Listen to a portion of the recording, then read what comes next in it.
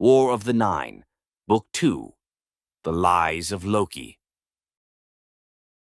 By Jacob Hawes. Copyright 2024 by Jacob Hawes. All rights reserved. No portion of this book may be reproduced in any form without written permission from the publisher or author, except as permitted by U.S. copyright law. Cover art by Get Covers. Chapter 1. Odin sank into the hot water, leaning the back of his head against the rim of the tub. Steam rose from the water's surface in ghost-like tendrils, tinged with orange from the scented candles flickering in the far corners of the tiled chamber. Shadows ebbed and flowed across the walls and ceiling like an encroaching tide. Odin held up a hand, putting it in front of his bandaged eye socket. He kept moving it along the front of his face until he could see it with his remaining eye, testing his perception. It was so strange, still. It had been days since he'd lost his eye. He was beginning to doubt he'd ever get used to it. On top of that, he had yet to experience the so-called gifts that should have been awarded him after drinking from the Well of Erd. The only reward for his trouble had been disorientation and pain.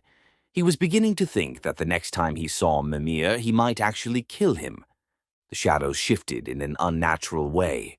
A blob of darkness emerged, then took form, becoming a tall male figure, thin and with fine and fair features. He had long dark hair and wore smooth, sophisticated robes of green and black. His hands were clasped behind his back. "Father." Odin sat up, sloshing the bath water.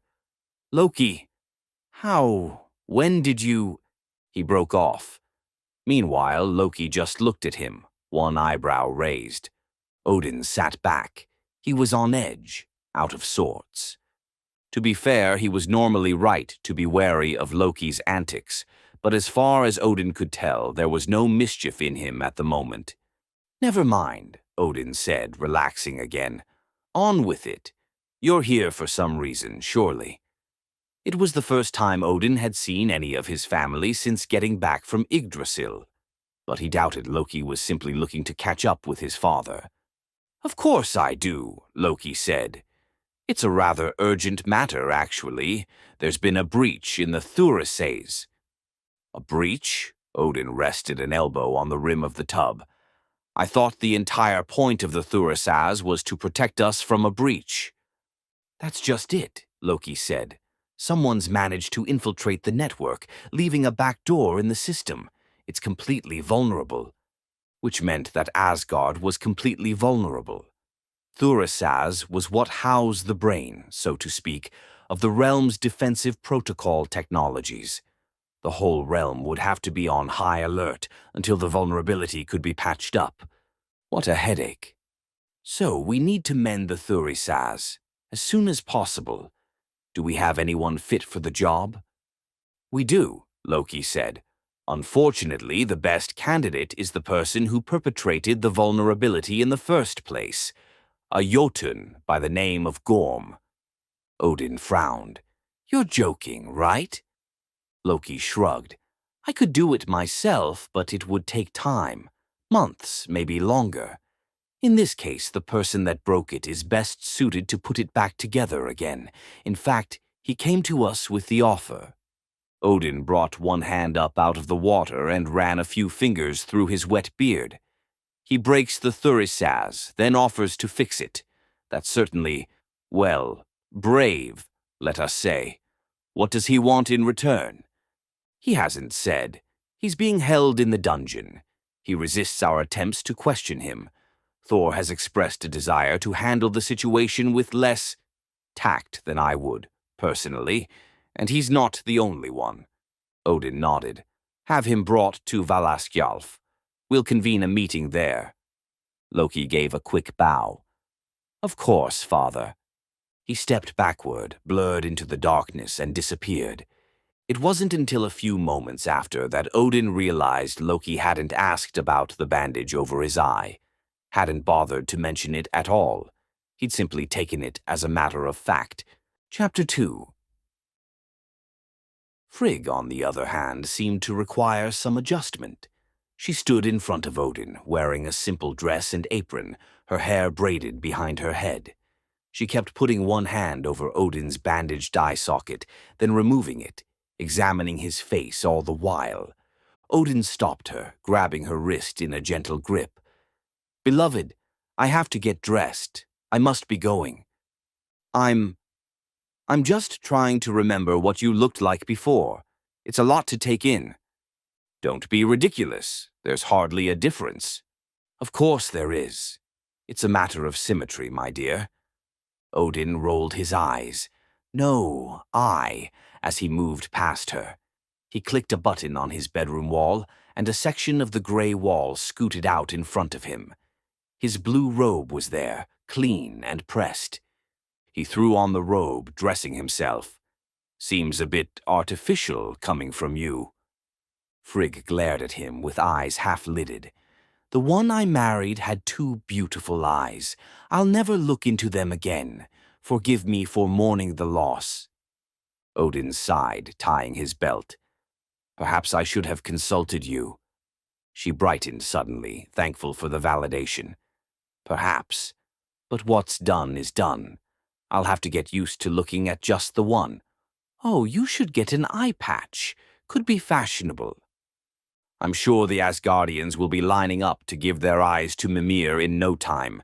It'll be all the rage."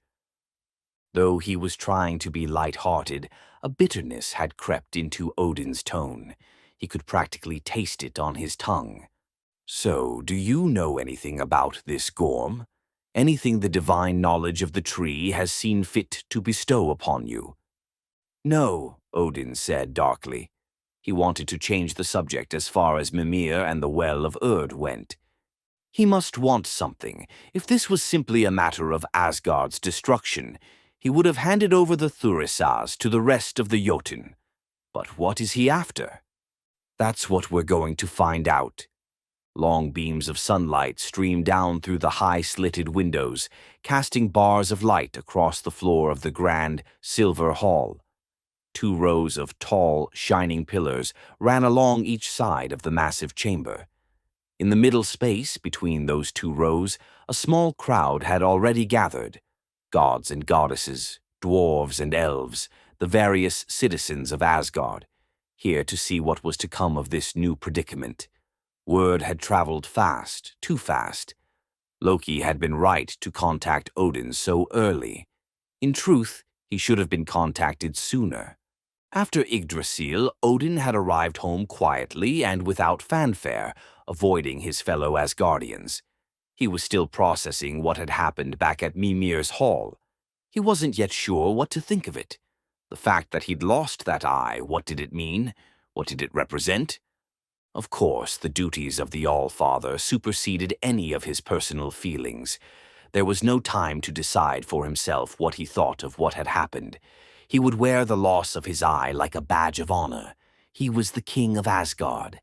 As he approached the stairs leading up to the silver throne, he passed Loki, who bowed reverently. He also passed another one of his sons, Balder, who bowed briefly before rushing to him and sweeping him into a hug, his curly blonde hair cascading behind his head in a golden afterimage. He was tall and broad, with bright eyes and a strong jaw. Balder's looks were a testament to his mother's genetics. He was incredibly attractive and incredibly popular, even among the ladies, despite the fact he was long married.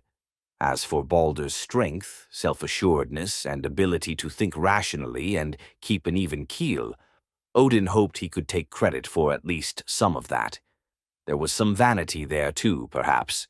But when you looked like Balder, how could you not be a little vain? As Balder took a step backward, pulling back from the hug, his hair shone in the light, glinting as much as the shimmering silver armor he wore, the Ljósverd. His purple cape rippled behind him. His brilliant white eyes traveled across Odin's features, settling on the bandage over his eye. "What happened there, father?" "Just a trifle." "You're bleeding," he said with a hint of genuine concern. Odin felt the cheek under his missing eye, and his fingers came away, warm and wet. So he was. Curses. Odin rubbed his cheek with the back of his hand, wiping the blood away. Just a trifle. He was going to kill Mimir the next time he saw him. He was going to cleave his head from his shoulders. He was going to... A wave of pain injected itself into the middle of Odin's forehead, a massive headache, the worst migraine he'd ever experienced in his life. He faltered, almost tripping on the steps. He slumped, put a hand to his head, clenching, trying to will the pain away. As the feeling faded, he straightened his posture, ignoring the lingering remnants of pain. He really was going to kill Mimir. He waved off Baldur's questions about it, though he could hardly hear them. His ears were ringing. "I'm fine, really, I'm fine." Not exactly a great look, not for the ruler of Asgard and the guardian of all of Midgard, the Allfather, brought to his knees by a measly headache. "What do you know of this Gorm?" Odin said, changing the subject as he slowly ascended the steps. The headache had come, and it had gone, and he was already feeling better. The ringing in his ears disappeared. It was almost like nothing had happened. Baldur walked alongside him. "What is there to know? He's from Jotunheim. He somehow managed to poke a hole in the Thurisaz. I'd thought such a feat was almost impossible. I was told so as well." "Oh, please," came a new voice, a feminine voice, low and husky. "We're too trusting in the dwarven inventions. To put our trust and security in a device we hardly understand. It's a recipe for disaster." Freya hopped up on the steps next to Odin, her cloak of falcon feathers rustling with every step. Her brown hair was tied back in braids, held with blue ribbons. Her bow jangled in the harness strapped across her back. She seemed to move with both swagger and feminine charm at the same time. The vast majority of men found her both enticing and intimidating. She was a goddess of love and a goddess of war. Her soft curves, her beauty, was a contrast to the fierce look in her eyes and the deadly strength obvious in the feats she performed. She was a walking contradiction, and that was part of what Odin liked about her. She side-eyed Odin, smirking. I seem to remember a certain Aesir insisting as much. Oh, that's right. Odin had initially been very much against the institution of the Thurisaz and the automated defense system in general all those years ago. Of course, Loki had worn down all of the dissenters, including Odin himself. He'd simply been too persuasive. Odin had agreed to a tryout period, and the rest had been history. It came down to this. Despite Odin's general misgivings with dwarven technology, the Thurisaz simply worked. Until now, that is. Being proven right for once. Not quite as sweet as I thought it would be, Odin said, giving Freya a wry smile in return. Not going to ask about my eye? Everyone else has. I just assumed you'd already been to see Mimir, Freya said, matter-of-factly. Right. Mimir had said something about Freya visiting him, trading her necklace Brisingamen in exchange for information. But how had Freya known about the eye? What did he tell you, exactly? Odin asked. Does it matter? She said bluntly. It was between me and him. Perhaps not, though Odin had to wonder. It's good to have you back, Allfather, Freya said with a quick curtsy. She broke away, heading back down the stairs. Baldur gave Odin a questioning look. I'll explain later, Odin said, even if this seemed optimistic, seeing as he was still trying to put it all together himself. Baldur nodded, giving Odin one more pat on the shoulder and another bow before following Freya in her descent down the stairs. Odin finished his ascent, seating himself on the silver throne. He placed his palms on the wide, flat armrest. There were buttons there, on each armrest, just above his fingertips, the controls to a vast solar system-spanning surveillance program. There would be no point in accessing it right now. In fact, he should avoid using it until they managed to close the security breach. He had expected a retinue of guardsmen to escort Gorm out of the dungeons and into the Silver Hall. Something else happened. Thor bounded up the outside steps and into the hall. His red neck-length hair flailed about his head as he moved. His armor rattled about his body. His eyes gleamed with pride, conviction, and eager ferocity. He carried the shackled Jotun over his shoulder like a sack of grain. As he reached the middle of the hall, he chucked the prisoner, who fell face first to the floor. He was one of the Jotun, all right. His eyes were dark, and his skin had a slight blue tint. His hair was short, his beard scruffy and poorly kept. He was squat with a pot belly and wore a plain tunic that seemed just a bit too loose and large for his figure. This was no warrior, and yet, somehow, he had managed to bring Asgard to its knees. Actually, that was a bit of an overstatement.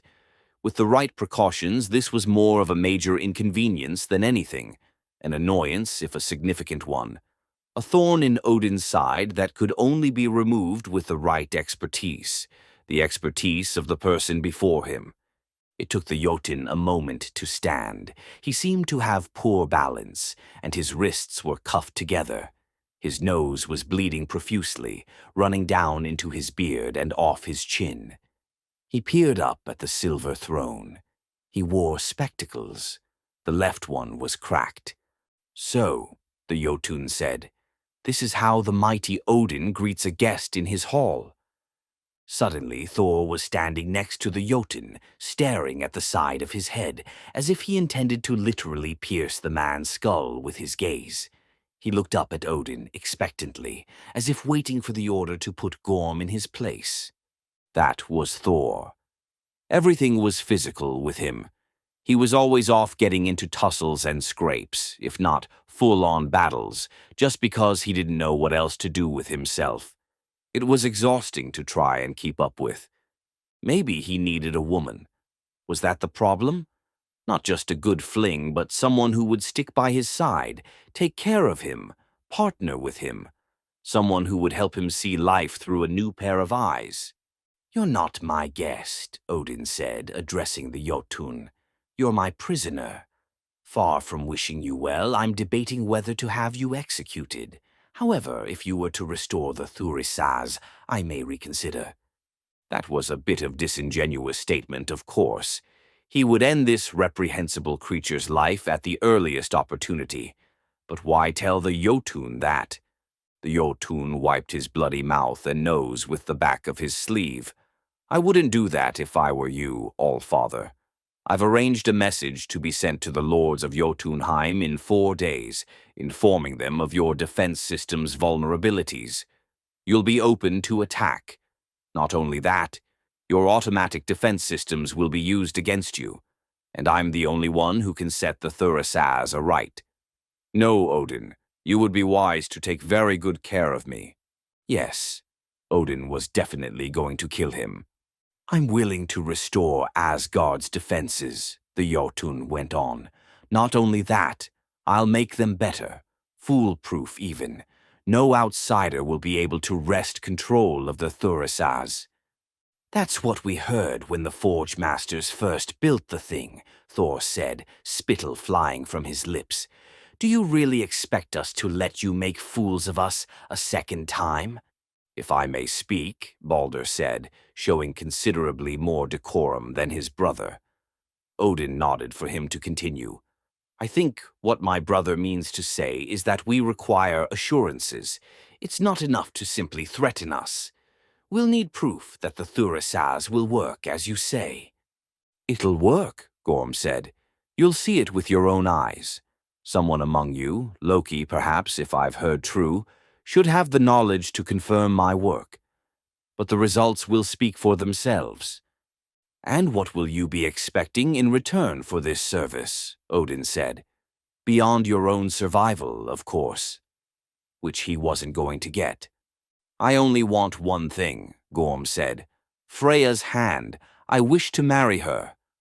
A stunned, disbelieving silence fell all across the hall. It was broken by a snort of laughter from Freya.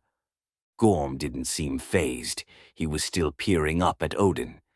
It's what I want. I won't take anything else." "You play a dangerous game," Odin said. "What guarantee did you ever have that she would agree to such a thing?" "She will," the Jotun said, "for the sake of her people and the realm. If what I hear about her is true, she'll do it, especially if the All-Father himself orders her to." The vestiges of laughter fell from Freya's face. There was a flicker of doubt there, of uncertainty. Maybe he was right. "You're more dull-witted than I thought," Thor spat. "That's never going to happen." "Well," the Jotun said, "then you're never going to get back your Thurisaz." There was an uproar. Citizens crowded forward, yelling. Thor looked like he was about to bash Gorm's head in. Even Balder raised his voice, just enough to be heard over the tumult. But what was he saying? Odin didn't know. All he knew was that his splitting headache was back. His eye socket bled, running down under the bandage. His vision faltered. All at once he was looking at a gray, broken, ruined Valaskjalf. Most of the walls were rubble.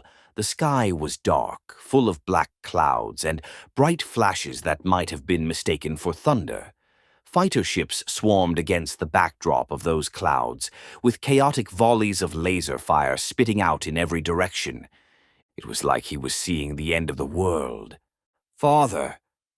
When his vision returned to him, both Thor and Balder were halfway up the stairs to the silver throne.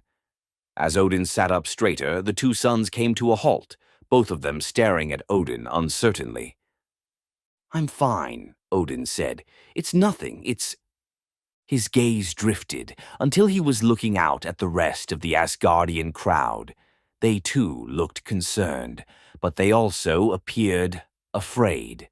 "Return the prisoner to his quarters," Odin said quickly, wiping away some of the blood. "I'm going to get what I want," Gorm said, as Thor grabbed him by the shoulder, pulling him back. "You have no choice. Not if you want to preserve the realm." Odin ignored him. The decision was yet to be made, though Odin was beginning to think Gorm was right. Chapter 3. The fire crackled and spat. Firelight fought back and forth with the encroaching shadows. Glowing embers drifted up into the air, borne on some erratic, invisible breeze, briefly gaining the gift of flight before guttering out like a candle wick next to an open window. It wasn't necessary to have a fire pit in the middle of Valhalla. For a long time now, dwarven technology had served the purpose that fire used to, but Odin still remembered what it was like to have to build and keep a fire for warmth. To him, it was still a symbol of fellowship and safety, of time well spent among those you cared about. There was something soothing about an open flame, grounding. By the time Odin had come to his decision, Thor was on his third pitcher of mead, eyes crazy and bloodshot. Balder sat straight-backed, sipping his mead with leisure. Freya sat with her chair flipped around, her arms resting on the chair's back as she gazed into the fire. Loki stood patiently some ways from the fire, looking distant and aloof, as normal. Odin lifted his cup, flinging the last remaining drops of his mead into the fire, which hissed and flared. "I'm not going to do it," Freya said, still staring into the flames. Odin hadn't voiced his decision yet. It was as if Freya had read his mind, or perhaps she'd simply realized what he already had, that they had no choice, but she was objecting anyway, looking for a way out. "Why not?" Thor said jokingly before swilling another gulp of mead. Freya rested her chin on her folded arms. "Because I'm married, first of all." "You are?" Loki said, feigning surprise. "Where is he, this husband of yours?" Freya's eyes found Loki, glinting in the firelight, challenging him, wordlessly. "Oh, don't look so morose," Loki said, suppressing a smile. "Lots of women have trouble keeping their men at home." Freya stood. Loki grinned, warping backward into the shadows and disappearing. Freya sighed, sitting slowly. "People can say what they will. I made a vow. I'm not going to break it." Even if it turned out her husband Odd was dead, Freya would uphold her oath anyway. She would never marry again. Such was the love she and Odd had had for each other. She still loved him and always would, regardless of what state he might be in when she found him, even if it turned out he was in the arms of another woman. "Maybe you don't need to," Loki said, reappearing next to the fire. "Not if the proper contingencies are worked into the deal." Thor hiccuped.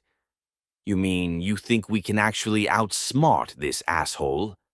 "Essentially, yes," Loki said. "It's of the utmost importance that the alterations to the Thurisaz are made quickly and efficiently, so our enemies don't have time to discover our vulnerabilities. So we hold Gorm to his time limit. The 4 days. 3, if we wait till tomorrow to let him start. It will seem like a workable time frame to him, but only just. The promise of Freya's hand will spur him on. But if we play our cards right, he won't be able to complete the task in time. Thus, he'll fail to fulfill his end of the bargain. We'll have a working Thurisaz, free of charge." "No, we won't," Balder said, leaning forward in his seat, cradling his drink in his hands. "Not if the job isn't complete." Loki shook his head. "Like Gorm already mentioned, he'll need someone to oversee and confirm his work. I can do that. I'll study his methods. I'll finish the job from where he leaves off. It's as simple as that.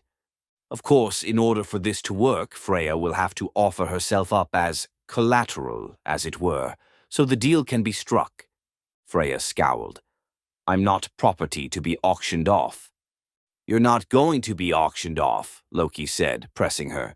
"It's all a ruse." "That's what I'm afraid of. I don't trust you, Loki." Loki rolled his neck, turning back toward the fire.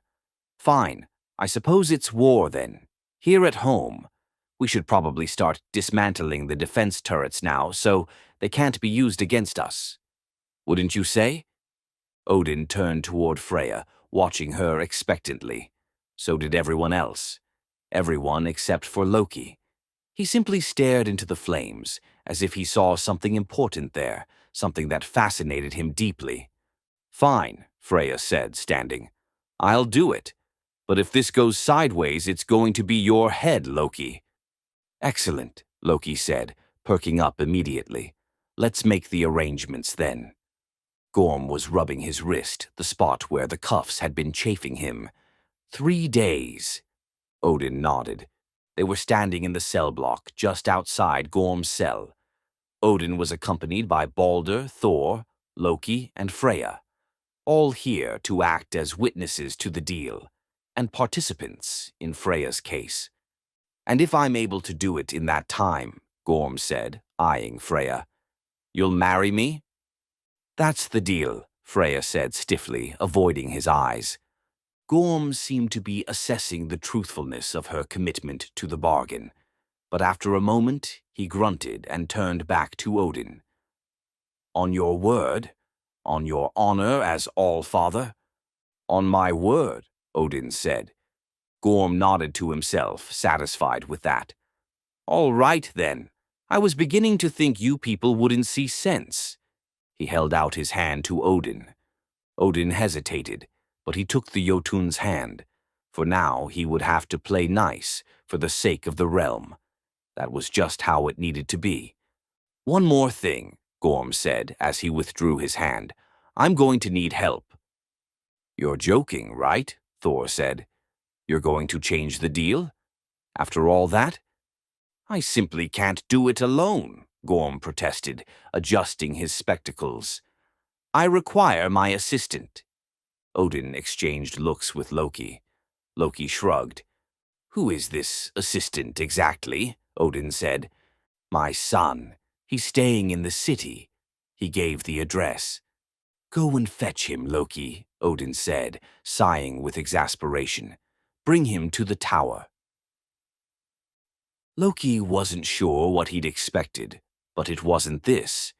It was a simple thing to break into the loft. It was on the top floor of a building on the city outskirts. For a place belonging to a hacker who supposedly broke into the Thurisaz, the security was terrible. He slipped in through the open door and stood in the middle of a room basked in blue shadows. Curtains covered the wide windows at the far side of the room. There were stacks of books and electronic tomes everywhere, on the couch, on the coffee table, even on the floor. It looked like the black silhouette of a city skyline. Something moved in the corner. A different type of silhouette, that of a young boy. Judging from his height, he couldn't have been older than 6 or 7. As Loki took a step forward, the boy crept backward, further into the shadows. It was like trying to corner a wild animal. Loki got down on one knee, making himself small and hopefully less intimidating. "You don't have to be afraid. Your father sent me." The boy cocked his head. "You're not here to kill me?" He said it so calmly, as if he'd resigned himself to such a fate. Loki frowned. "Why would I do that?" "Because I broke into the Thurisaz. I didn't want to. Not at first. My father kind of forced me to do it." "Impossible." But then Loki had a penchant for catching lies. This child was telling the truth. That, or he was a good enough liar to deceive the Prince of Lies himself. Loki was still trying to decide which one of the two was more plausible. "How old are you?" Loki asked. 7. "I see. And I'm supposed to believe a 7-year-old broke into the most advanced security system in all the 9 realms. I don't really care if you believe." Loki liked this kid. "How was it? The job?" The kid was still obscured by the shadows in the corner, but the dim outline of his lips curved into a smile. "It was fun." Loki stood slowly. "I'm not here to kill you. I'm here to fetch you so you and your old man can put the Thurisaz back together again." "Sounds less fun." "I agree." Loki took a tentative step forward. Some part of him was afraid he still might spook the creature into flight. "My name is Loki. What's yours?"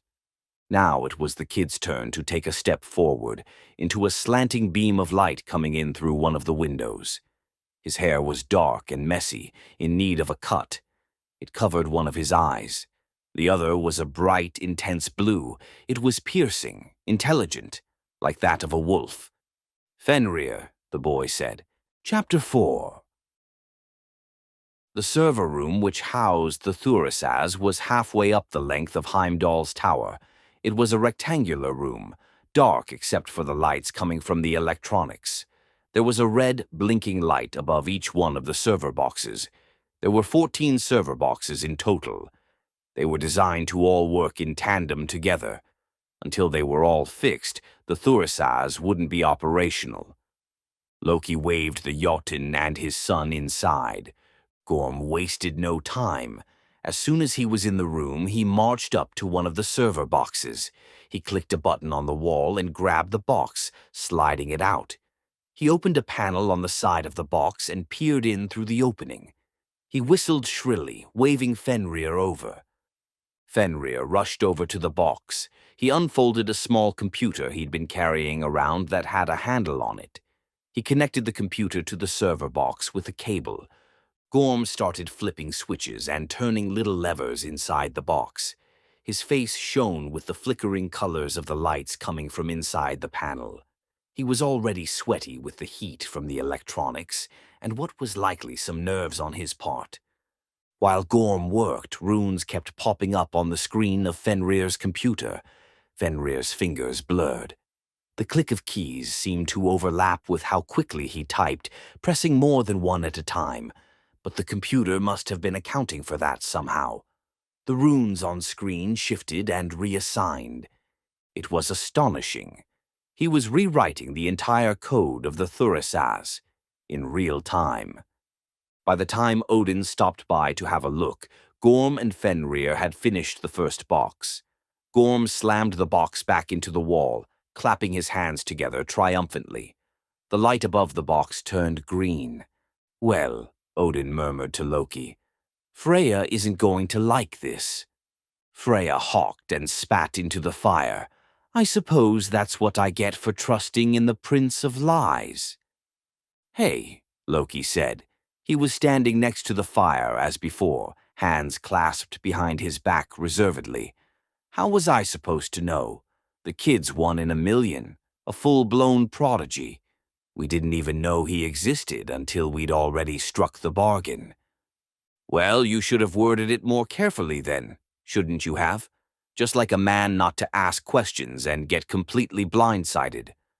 I take offense at that, Thor said half-heartedly, his face mostly hidden as he tipped back a mug of ale. You act like there's nothing left to be done, Loki said. Is there? Freya said. I'm all ears. Go on, tell us. What's your plan? Loki looked into the fire, chewing the inside of his cheek. I'm working on it. Oh, Freya said. Oh, you're working on it. That's great, just great. She chucked her mug. It flew across the room, bouncing and clattering on the floorboards. She stood and stormed off. She'd been drinking for a few hours at that point, and it hadn't done much to temper her mood. Odin adjusted his robe as he sidled up next to Loki. He seemed uncomfortable. I gave my word as Allfather, Loki.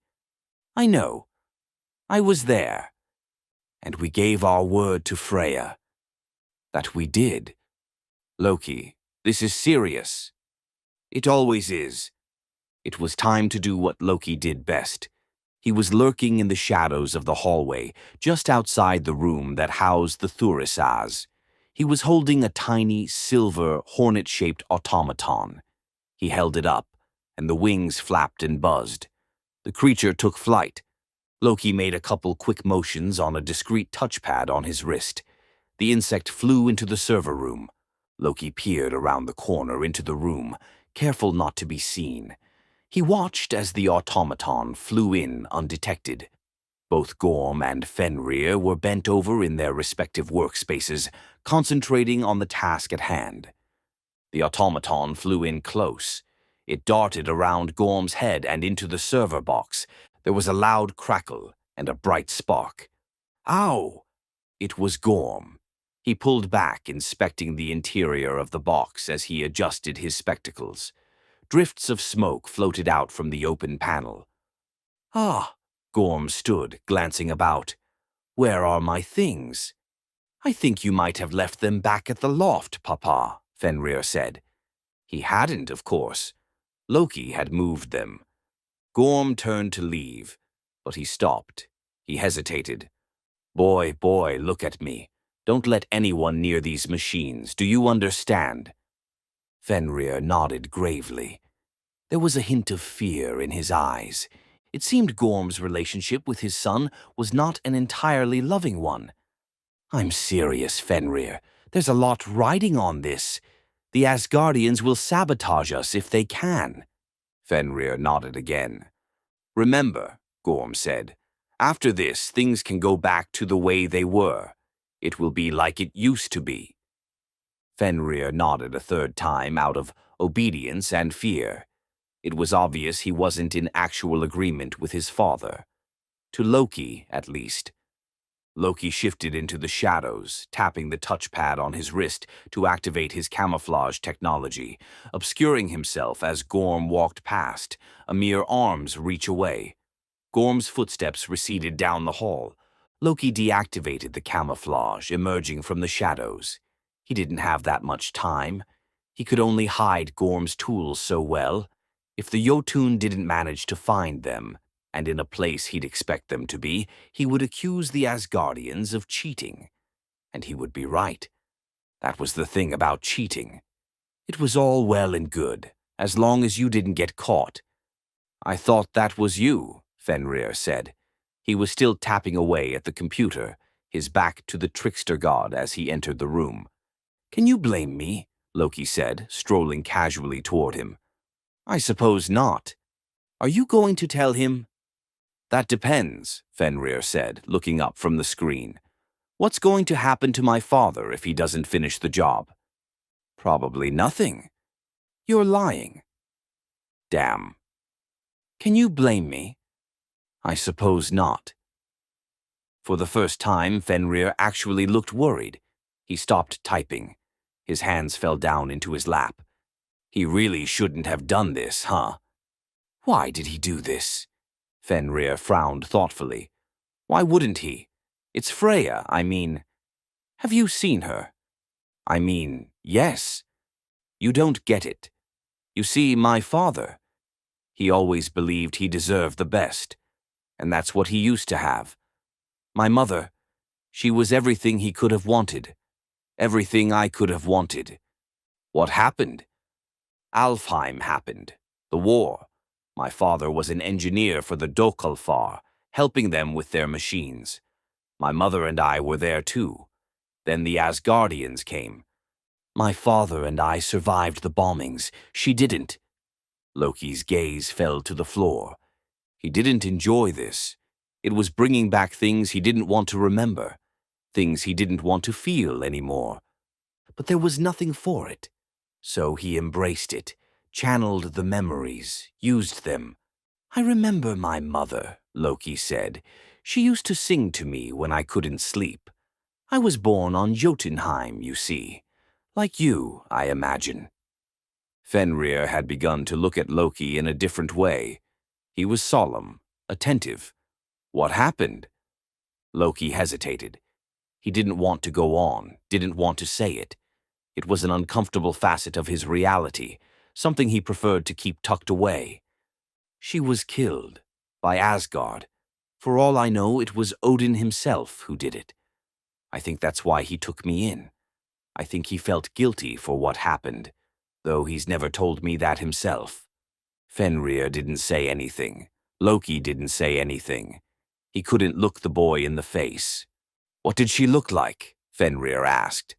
An idea came to Loki, a spark of inspiration. At one time, Loki said, I was all but certain I couldn't remember. On some level, I still knew what she looked like, her tall stature, her raven hair, the way she almost seemed to glide as she moved, the way I always felt safe around her. But I couldn't see her face.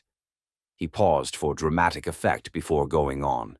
But then I saw her again, here, in this tower. Fenrir's brows knit together as if to imply Loki had lost him, but he was still listening. There is magic in this place, Loki went on. Heimdall's gifts are amplified here, his ability to see and feel what others cannot. You really expect me to believe that? Loki looked at the boy. His eyes were wide, his attention rapt. He didn't believe, but he wanted to, and maybe that would be enough. She came to me, Loki said. She beckoned, I followed her, and we spoke, for the first time since I'd lost her. What did you talk about? That's between her and I. Did you talk about what happened? Did you ask her how she died? Loki shook his head. Would you? It's all in the past. It doesn't matter anymore. Another silence fell. Loki needed to leave soon. Gorm would be back at any moment. Loki, I know my father made a mistake, but I don't want him to die for it. Of course not. I'll see what I can do. This time he wasn't lying. I'm just saying, Loki said, peering into the flames. As long as the Thurisaz is up and running again, then it's no harm done. Perhaps we should let bygones be bygones.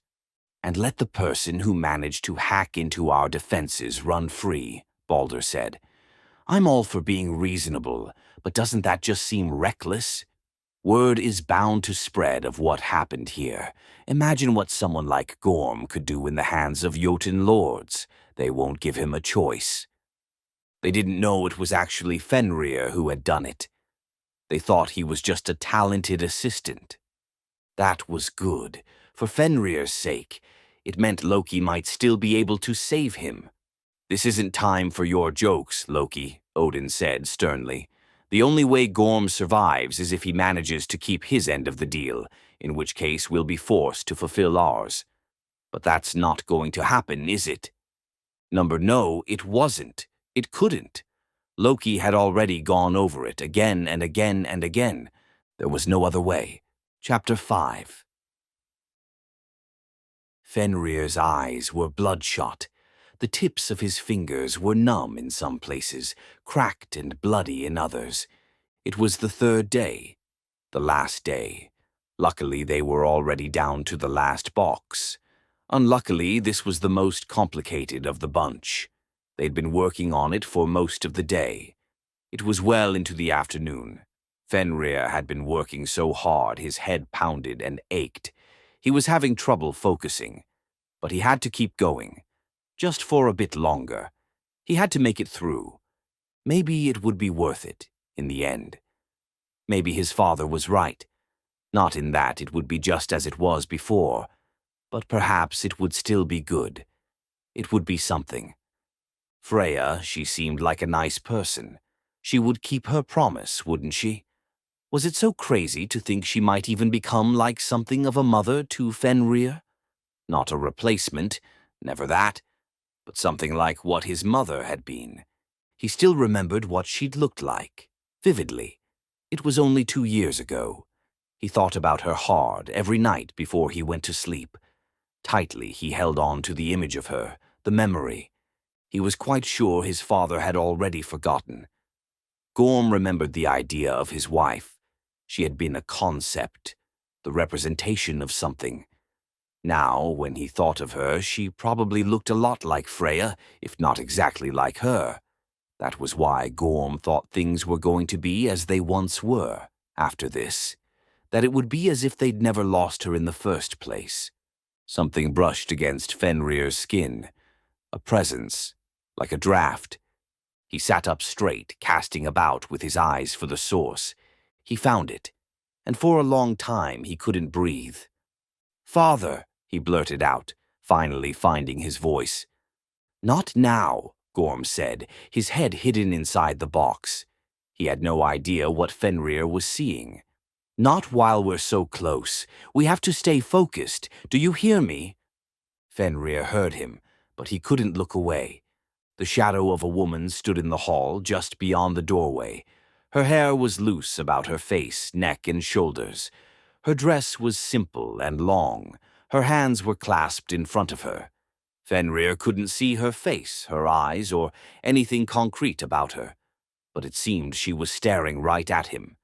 She lifted one hand, beckoning gently, gracefully, and then she walked away, out of sight. It was exactly as Loki had described. If it was real, and perhaps it was, then this might be his one and only chance to speak with her again. But only if he followed, only if he took the leap. He would be quick. He wasn't choosing his mother over his father. It wasn't anything like that. He would be back soon enough. There was still time, plenty of time. Gorm looked up from his work. It suddenly came to him that he hadn't heard the tap of Fenrir's fingers on the keys in some time, but he couldn't quite say how long. He'd been lost in concentration, lost in his work. Of course, without Fenrir, none of it would matter, and the boy was nowhere to be seen. "Fenrir?" Gorm called, getting to his feet. "Where did you go, boy? Fenrir?" He headed toward the hallway. Suddenly Odin was there, blocking his way. Going somewhere. Gorm tried to move past him. Odin put a hand on his chest. "Did you think you could just sneak off, here at the end?" "Of course not. I need the boy." "You're not leaving this tower," Odin said firmly. "It's not my problem your boy abandoned you, though if you ask me, I'm none too surprised. If I were you, I'd focus on the task at hand. I already told you, it can't be done without his help. I suppose you'll just have to try and pray to your Jotun gods, if you have any. I doubt the reach of their influence will extend to Asgard, something you probably should have considered, hindsight and all." Chapter 6. The sun was an orange, partially obscured ball on the horizon. Shadows were beginning to fall. Dark outlines of ships of various size and shape were in motion above the docks, coming and going, landing and taking off. A man in a black cloak and hood was there, carrying a cloth sack over one shoulder. He made his way across the docks and into one of the hangars. There was a ship there, a small 2- or 3-man vessel. As he approached the ship, the sack on his shoulder began to wriggle and writhe. He was awake. Safe inside the hangar, Loki pulled back his hood as he set the sack on the ground. Fenrir scrambled out of the sack and to his feet. His hair was wild, his face was red. "You tricked me." "You fell for it, you mean?" Fenrir launched himself at Loki, tried to shove him. The trickster god grabbed him by the arms. "I'm the Prince of Lies. Hasn't anyone told you that?" "People say all kinds of things. But I guess I thought you were different. I thought you weren't like the others." He pulled back, yanking his arms out of Loki's grip. "I was wrong." Loki clenched his jaw. "You're right. I'm just like them. I'm one of them. Oh, I play tricks now and then. I set myself apart from the rest of the crew, in my own way. I look out for myself, for my own interests. But what can I do in the end? I have become the very thing I so despised, the thing that killed my parents and took me away from my home. But it doesn't matter, because it's all the same. It always was. To be an Asgardian is to be a Jotun by another name. In the end, we all do what we can. We survive."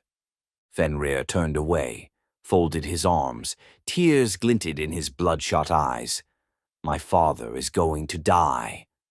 Loki crouched down, face to face with Fenrir. "He was always going to die. He chose this path. But you didn't. It wasn't your choice. I know these people. They wouldn't have killed you, but they would have taken you, kept you as their own, the way they took me. So you're just going to be the one to take me, then? And that's supposed to be different." Loki stood. "Look at it however you want. I'm just trying to protect you. I'm doing the best I can. If you'd done your best, my dad would be here with me. It's one thing for you to escape. But you and your father together, they never would have stopped looking. They'd have scoured the entire galaxy, and then they would have killed you both. This way you'll be safe. You can still have a life. Away from war, away from all this. You can start over. You can be a child again, if you get on this ship." Fenrir stared up at the vessel. "Where will it take me?" "To a remote corner of Jotunheim, a place safe from the eyes of Odin. There's a woman. Her name is Angerboda. She's good. She's kind. She loves children. She's agreed to look after you if you want. She's not your mother, no one is. But she'll take good care of you. I can promise that." Fenrir thought about that. He seemed to be weighing the situation with a surprising degree of level-headedness and rationality. But then, maybe he'd already made his decision. He made it when he turned his back on his father to follow the shadow of his long-dead mother. Some part of him had already known the truth, had accepted it. The fact that his father had chosen a path that could only end in death. Fenrir had been spared from that same path. The ship's engines suddenly flared to life. The pilot was running a checklist before takeoff. Loki turned to look at the ship. He felt a sudden pressure against his midsection. He braced, alert, only to realize it was the boy, Fenrir, gripping his torso in a tight hug. Chapter 7. Odin stood on one of the balconies outside Heimdall's tower. He watched the sun make its slow descent beyond the horizon. As he watched, his eye socket bled. New visions came to him, ones of fire and blood. He watched as Asgard crumbled. He watched as his allies fell one by one, his sons, his friends, even his beloved Frigg, all gone. With every vision, his resolve hardened, solidifying within him. He was seeing a terrible future, one that he had not yet managed to avoid, but he knew what he had to do. The sun sank completely. Night fell. It was time. There was no choice. There never had been a choice. He walked back into the tower, down the hallway, into the Thurisaz room. Gorm was still there, working feverishly, alternating back and forth between operating the levers on the inside of the box and the rune keys on the outside. "It's time, Gorm." Gorm looked up, eyes wide with terror. "Wait, Odin, please, I can still do it. I just need more time." "I gave you time, the allotted time, as per our arrangement." "Then let's make a new arrangement. Even without the boy, I can do it. I'm so close. I can sweeten the deal, too. Anything you want, whatever you need, anything in my power. We'll make a new bargain, one that will benefit both of us." "No, Gorm, I don't think we will." It was beginning to sink in, a darkness settling in the Jotun's eyes. He was really going to die. He was coming to understand the fact by a matter of degrees. "You set me up. It's a trick. You didn't even want me to—" Odin grabbed his spear, Gungnir, pulling it out of the harness strapped to his back. Gorm fell to his knees. "Please, Odin, if not for me, for the sake of my—" The spear made a wet squelch as it went through his chest, impaling him to the floor. Odin had barely moved, but the spear had jumped, leaving his hand like a living thing. With a slight twitch of the finger, the spear was called back, leaping backward across the length of the room and into his hand. Gorm slumped. A circle of blood spread around him on the smooth, tiled floor. Odin had offered the body of a Jotun as sacrifice for the sake of the future of his people. He felt no regrets, none at all. Chapter 8. "I'm not going to hand you my hammer, Loki." "Why not?" "Because you couldn't hold it even if you tried. We've had this conversation before." "Oh, that's right. I must have forgotten how much of a special boy you are." "Oi, you're the reason I have this hammer in the first place, but don't go blaming yourself too much." Loki sighed.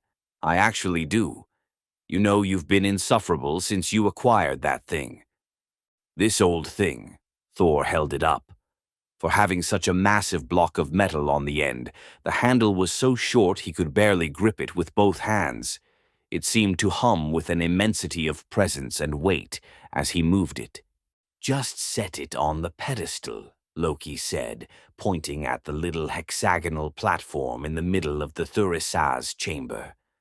Shrugging, Thor did so. Bits of metal shifted on the surface of the pedestal, making a notch to fit the hammer as Thor set it down. A wave of light traveled along the top of the pedestal, scanning Mjolnir, registering its unique signature. "There," Loki said. "It's done." Thor took his hammer back. Odin went next, placing his spear upright on the device. "There," Loki said as soon as the scan was complete, and Odin had taken back his spear. "Now there's only two keys, two means by which the Thurisaz can be accessed or controlled, Mjolnir and Gungnir." "Well done, Loki," Odin said. He seemed truly impressed. Of course, the credit wasn't entirely due to Loki. It had been Fenrir's work and Gorm's design. Loki had merely finished putting the pieces together. Thor didn't seem to think much of it. He was already exiting the chamber, Mjolnir resting on his shoulder. Show off. As Loki went to follow him, he felt a hand on his shoulder. Father Odin pulled him close. "I know you hid the boy, Loki." "No, listen. Listen. I'm not mad. I understand why you did it. And I'll let it be. I promise I will.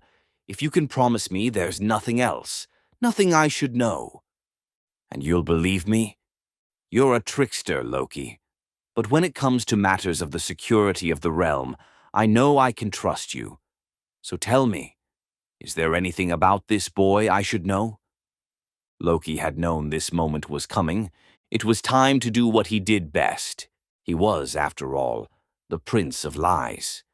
Thank you for listening to Book 2 of War of the Nine. Stay tuned for Book 3, The Blood of Thor. The Blood of Thor. The Blood of Thor. The Blood of Thor. The Blood of Thor. The Blood of Thor. The Blood of Thor. The Blood